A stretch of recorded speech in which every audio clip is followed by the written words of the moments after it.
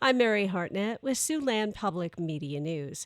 Beginning tomorrow, state officials could begin terminating Medicaid health care coverage for thousands of Iowans who were enrolled in the program during the pandemic. Since the beginning of the federal public health emergency in March of 2020, anyone who initially qualified stayed enrolled in Medicaid, even if their income later rose above eligibility limits.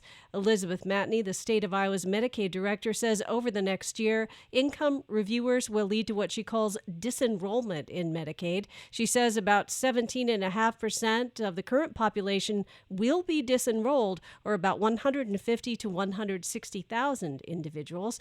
Matney says the state has been sending out notices to Medicaid members of the rule change that takes effect tomorrow to avoid errors. Republican Iowa lawmakers are considering a bill that would ban anyone under 18 from having a social media account. Two lawmakers agreed to advance the bill Thursday morning after a subcommittee meeting, but they acknowledged it would probably have to change. GOP lawmakers say they're worried about social media companies collecting data on kids and about data that show negative effects from social media on the mental health of children and teenagers. Representative John Wills of Spirit Lake says he's interested in amending that bill to require parental consent rather than being a total ban for minors. And a bill to give tax cuts to some in Nebraska is headed for a second round of voting.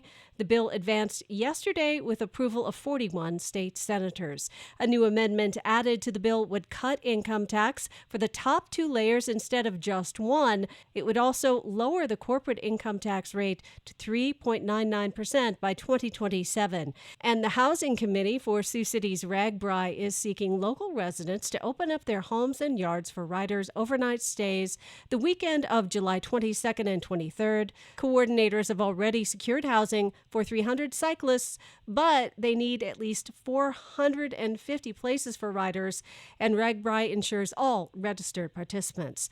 Ragbri began in Siouxland back in 1973. And that's a look at Siouxland Public Media News. For more updates, go to kwit.org. Have a great weekend. I'm Mary Hartnett.